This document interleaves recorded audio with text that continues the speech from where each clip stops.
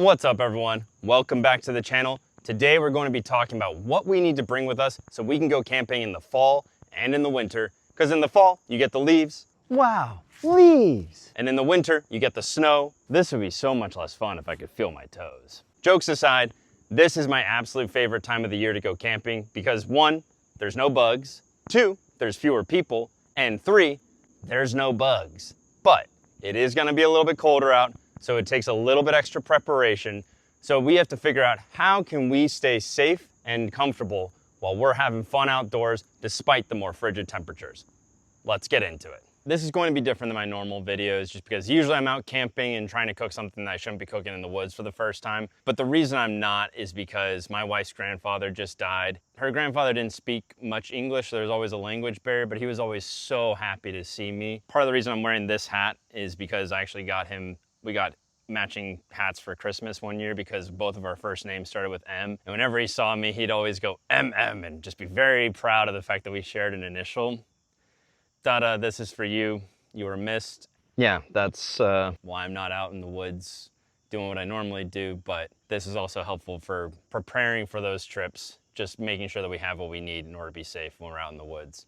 When you're out in the backcountry, the main goal is how do we stay dry in order to stay warm? And so that means you need a tent that's going to protect you from the elements. You need a sleeping bag and a sleeping mat that are going to keep you warm at night. You also need to be wearing clothes that will keep you warm and dry. I'm also going to talk about some of the basic safety equipment. If you ever do find yourself in a true survival situation, what are some of the minimum things that you need in order to get out of that safely? One of the most important pieces of gear is your tent, and I'm gonna walk you through some of the things I like about mine. Oh yeah, the NEMO Aurora 2-person tent is pure outdoor.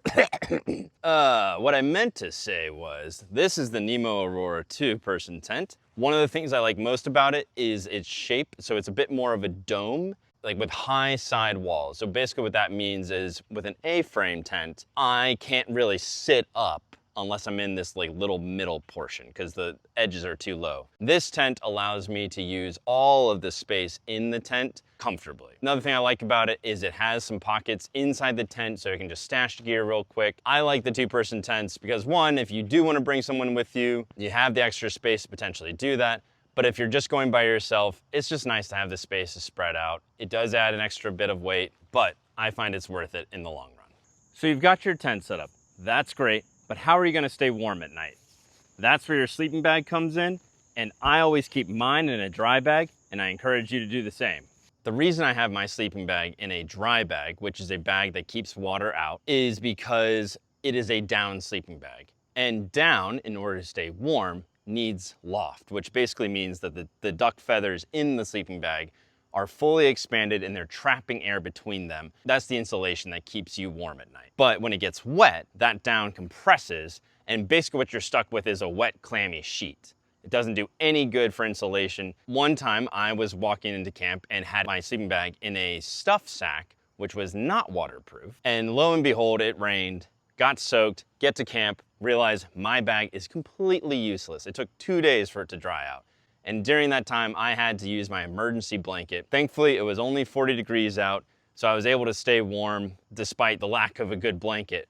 But that taught me, always keep your sleeping bag dry. You do not want to get into camp and realize that you are stuck with something that you're just gonna be freezing the whole time. Another essential piece of gear is your sleeping mat. A sleeping bag without a good sleeping mat is basically just a way to stay cold at night. This is the Exped Dura 5R. So what that means is an R rating of 5. The earth is going to be colder than your body, and it's going to draw that heat out of your body unless you have a good insulating layer between you and the ground. R value is just a way of determining that. The higher the number, that means the warmer it's going to keep you, the better insulated you are. Basically, you want something above 4 at least in winter. In real cold, you probably want something closer to 6 or 7. I layer this with a foam sleeping pad, which adds a little bit extra insulation. And also, in case this, which is a inflatable pad, deflates for whatever reason over the course of the night, there's at least some measure of protection between me and the ground. One of the most important things when you're out camping or hiking in colder months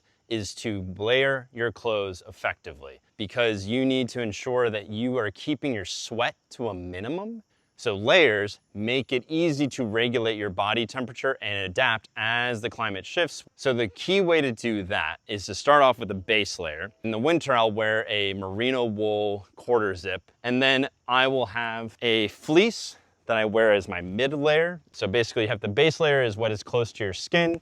Your mid layer is kind of what's in between that base layer and whatever you're wearing on top of it. So I just like a nice little fleece. Generally, I prefer ones that are hooded, but this one is the Patagonia Better sweater. I got it from eBay, so it has some logo on it, but it's perfectly warm. So I prefer something nice and thick when I'm sitting around campsites. I just tend to get a little bit colder. And then I will also have my rain jacket, which doubles as a wind protection when I am hiking.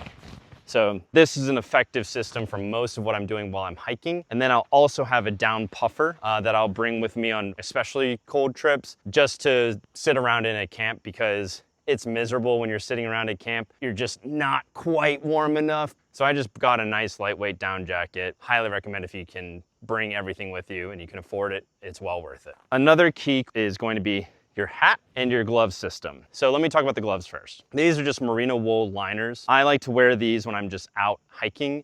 They don't really do a great job of keeping my hands warm per se, but they're warm enough because when I'm moving around, I like having something thinner that I can touch stuff with and not have to have these bulky gloves on. And then I'll have a thicker pair of gloves I'll put over top again when I'm sitting around the campsite, not doing as much, not exerting myself. The hat is also important. One thing that I like about this one especially is it's got this layer of felt kind of sewn in around the ears, because what I find with a lot of winter hats is they will let wind blow through, and especially around the ears, I do not like that at all. Find what works for you. The main thing I would just say is be mindful of anything that's gonna let the wind rush through it, because then what's the point of having a hat? Another thing that's essential during any time of year, but especially in winter and fall, is to have an extra change of clothes with you that is going to be dry. You don't want to be wet when you get into your sleeping bag, because that is going to draw a lot of heat away from your body, and it's going to basically make it much harder for your sleeping bag to keep you warm throughout the night. And what I do, again, is just stuff it in a dry bag, excuse me. All I bring with me is a base layer top and a pair of leggings, basically, that I'm using as pajamas. And then I'll have an extra pair of socks, extra underwear, and that's pretty much it. I'll also put like an extra hat in here, just in case the one I'm wearing while I'm out hiking gets wet again. That's all I bring with me. One of the things that I have changed most since I started hiking was I used to bring a lot more clothes with me, and you only need 2 sets, really. Unless you're on a really long expedition, then maybe you want to bring some like backup socks or something. But realistically, you're gonna wear your wet gear out hiking, and then you're gonna have your dry gear for once you get into the tent. One other key tip is do not put on your dry clothes until you are in your tent for the night, because you don't know what's gonna happen while you're at camp. Let's say you're cooking dinner and you're like, oh, I have these warm, dry clothes, I'm wet, I wanna stay warm, let me put those on now. And then all of a sudden rain comes in or snow falls off a branch and gets on you. Suddenly your dry clothes are no longer dry. Keep these dry clothes in your tent and do not put them on until you are ready to go to sleep in them. One thing I do wanna highlight, bring a good rain jacket and good rain pants. In this case, the rain jacket is the Patagonia Torrentshell 3L, which I find has been excellent for actually keeping me dry. It takes a long time for it to pit out, which is basically where the water overwhelms the protection layers and starts to get through to your body. But this has been the best jacket I've had, at least. The rain pants are also valuable because they can be used as a layer of protection against snow, because you do not want to have wet pants while you're hiking all day in the middle of winter if you can avoid it. So we've talked about most of the big items. I just want to hit a few of the smaller items that I think are essential and share some lessons I've learned about those. Let's start with water. So when you're in the backcountry, you always need to make sure that you're using clean water, because you don't want Giardia or something like that, which is basically a disease carried by animal feces that can make you really sick, and you do not want to be dealing with that in the woods.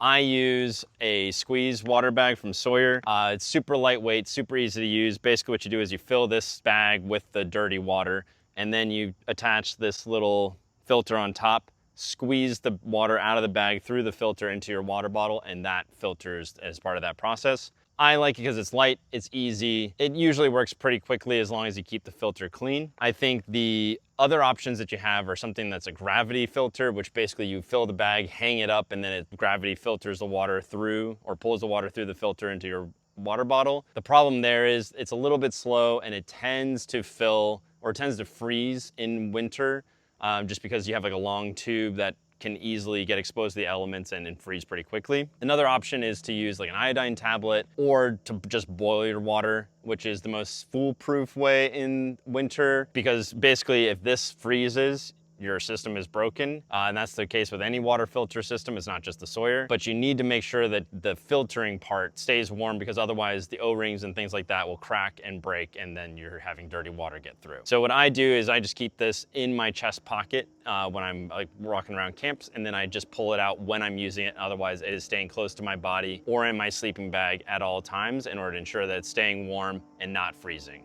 I also bring this life straw with me just in case I need a backup. I honestly probably should switch to some iodine tablets or something similar, because those are much more foolproof. But this is really nice and convenient for when I just find a standing pool of water that I want to slake my thirst from. Let's talk about safety gear. One of the most important things that I would highlight is that I have 2 ways at least of starting a fire. I store them in separate parts of my pack, or I'll keep one in my pocket and one in my pack. So just in case I ever get separated or something breaks off, I hopefully will have at least one way to start fire on me. I have yet to ever use the body warmers, but they're great. People recommend using them. The important thing is you do not want to put them directly on your body.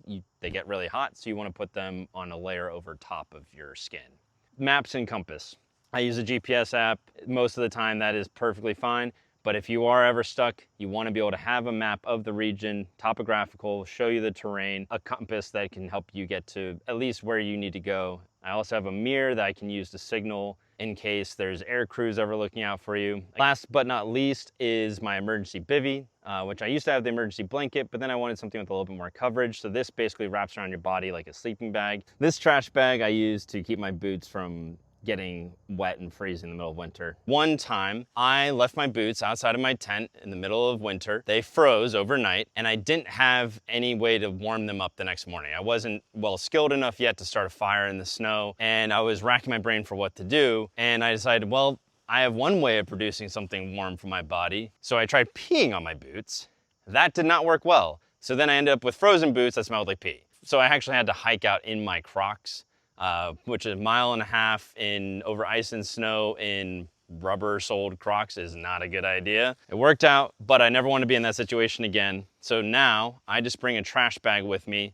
I stuff my boots in the trash bag and then put it at the bottom of my sleeping bag and sleep with it overnight. That is what I have been doing, and it saves me a lot of headache and stress the next morning if my boots freeze. There you have it, folks. That's what I'm bringing with me when I'm going out camping during the winter or fall. Just sharing some of what I've learned about how to stay dry, warm, and safe when you're out camping during those colder months. If there's something else you'd like to know more about, let me know. I'm happy to go into more detail or add in something I didn't talk about today. And just stay safe out there, have fun, and it's always a great time to be outdoors, even when it's cold out.